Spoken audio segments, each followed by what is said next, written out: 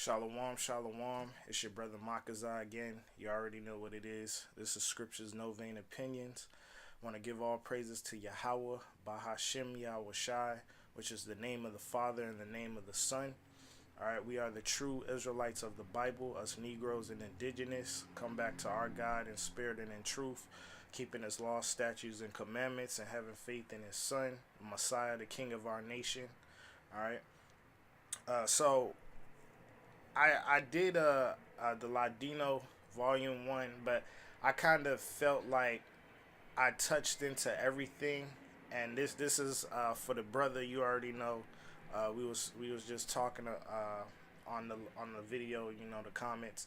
So this for him and any other brothers that and sisters that didn't, I guess, maybe get the full understanding, but I kind of laid it out, as far as the Ladinos. And as I said, in the last video with the David Rubini, how you got clowns that don't know anything talking about Ladino, it wasn't a people, and I'm gonna continue to show that being called these Negroes are being called Ladino. All right, but also this was also from day one, this has been about Deuteronomy 28 verse 68, showing how the slave trade is that's what it's talking about. Not talking about in Rome, but rather whether it's the slave trade from Africa or the slave, because a lot of people don't know that a lot of Negroes, which were indigenous, were taken from the Americas and shipped to Spain and to Africa. Okay, which a lot of people don't know. I'll show a little bit, but this is not what I was going into as far as the Americas. I'm more so going from Spain to the Americas, Africa to the Americas. Okay. But in regards to Ladinos, and in regards to, if you haven't already watched my Marrano video, because you have to watch that to get the understanding of the Ladinos, because they were the same people, which the Marranos were Jews in Spain and Portugal. Once they got kicked out, a lot were shipped to Africa, West Africa, San Tome, and then shipped to the islands. Okay, but then again, the same thing with the Ladino, just pretty much under a different name. They were the same people, which I showed in the first Ladino video. Okay, but let's get into it. All right. So the Portuguese. This is from the Encyclopedia of the Middle Passage, and I'm gonna be reading just certain points, and I'm gonna keep moving on. So a lot of time can go, but the Portuguese attitudes toward black slaves were influenced by religious and social differences, as well as racial consideration.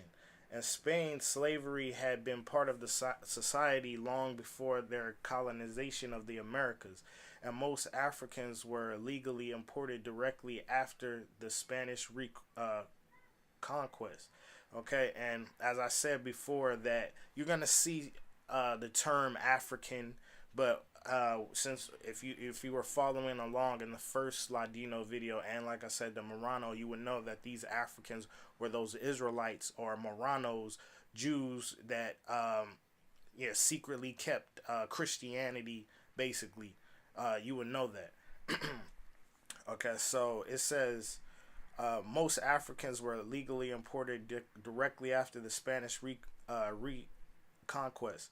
They were referred to as Ladinos, Africans who had either lived or were born in Spain. Some were prisoners or descendants of prisoners captured in the long wars against the Moorish kingdoms in southern Spain and forced to adopt Christianity. So, I mean, we already established that what's a Marrano. You know what I'm saying? So these are the things you have to look at. Excuse me. These are the things you have to look at when you're researching and putting the pieces together. Okay, but we already established that the Marranos were the ones being forced to Christianity. So the Ladinos, Marranos, is the same thing. And they're both synonymous with being Jews, because as I showed in the definitions of a Ladino, But like I said, you can go and watch that one. All right, but it says others had reached Spain over the numerous slave routes that crossed the Sahara Desert. An estimated 10,000 Ladinos lived in Seville in 1492, and Ladino crewmen worked alongside free sailors on the Spanish expedition of the 15th and 16th centuries, or as companions or assistants to the conquistadors. Okay, the Spanish conquerors of the Aztec and Inca empires.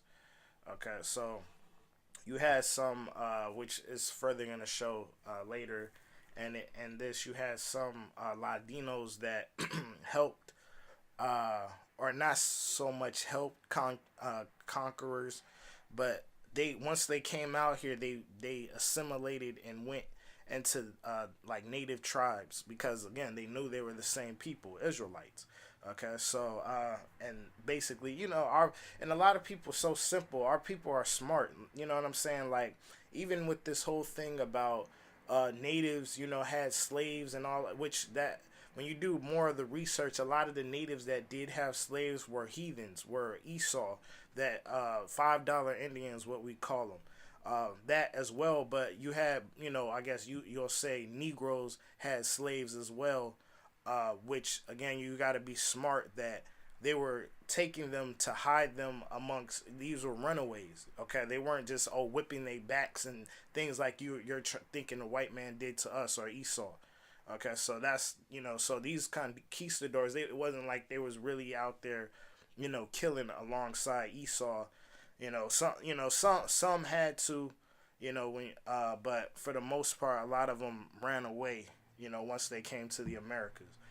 All right, so but it says the Spanish granted the Ladinos certain privileges, including the right to buy their freedom. See, their independent spirit worried the Spanish colonists, however, who pinned their hopes on the more docile and stable Bazales, African-born slaves.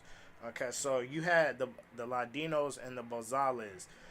And you have to remember that you had a lot of Israelites in Africa, which we know Babylon did Timbuktu, all throughout West Africa. I showed that in, I believe, the Morano video, I believe part 3, or the final part, in regards to the Jews of El Sudan, Balid El Sudan, and then, obviously, yeah, all throughout West Africa, so that's pretty much what I'm going into, or what I was going into. All right, so it says, so that's the point on that. I'm gonna continue to talk about the Bazalas in a minute. Trying to think what I had.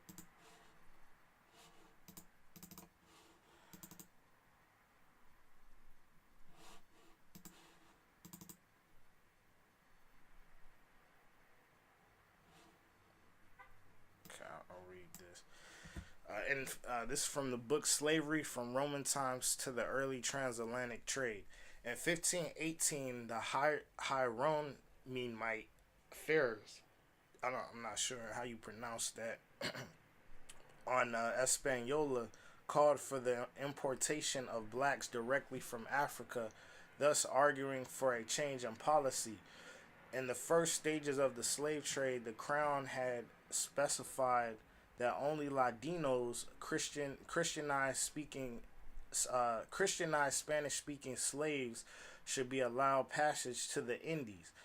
Specifically, to be avoided was the transportation of Muslim Wolofs from Guinea, who might introduce the dreaded religion plurality into Spanish America. Okay, so it says the Hieronymites were calling for the importation of Bazales, unacculturated slaves.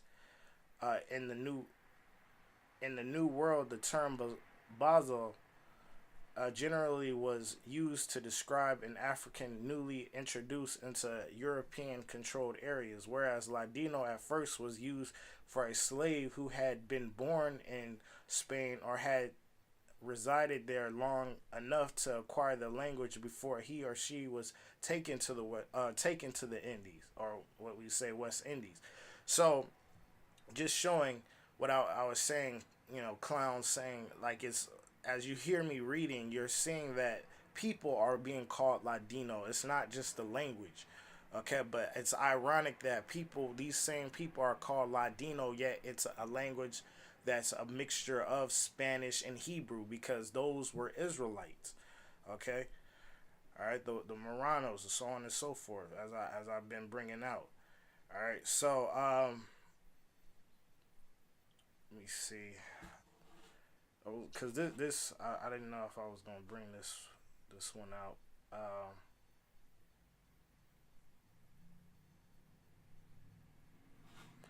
It says later Ladino came to be used for designating the level of assimilation of the slave, whether he or she had been assimilated in Spain or in Spanish territorial overseas, and Criollo Negro was used to describe an American born black. As time passed, Ladino and Criollo or Negro came to be used indiscriminately. All right, so they basically was, yeah, like the same thing. Okay, and then it soon became apparent that in some respects the colonists preferred Bazalos to Ladinos. They could be molded more easily into Spanish pattern. Okay, so that was the point on that. All right, so this the one I really wanted to bring out though.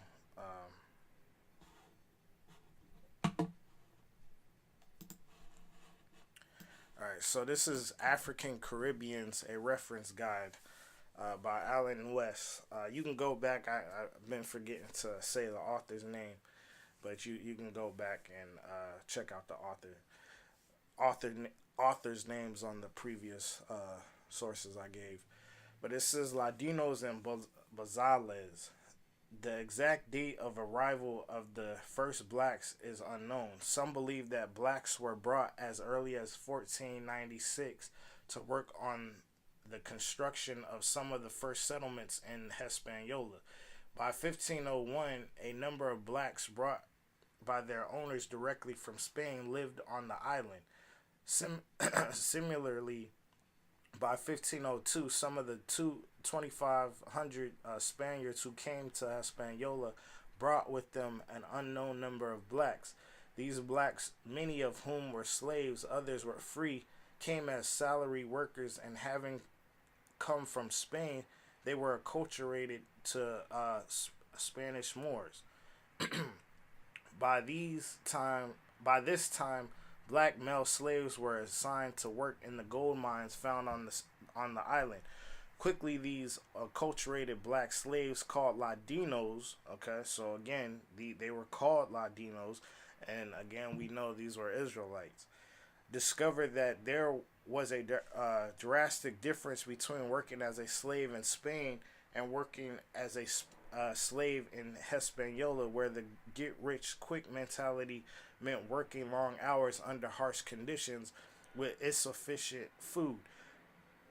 By comparison, in Spain, most slaves were seen as ornaments, working as domestic servants.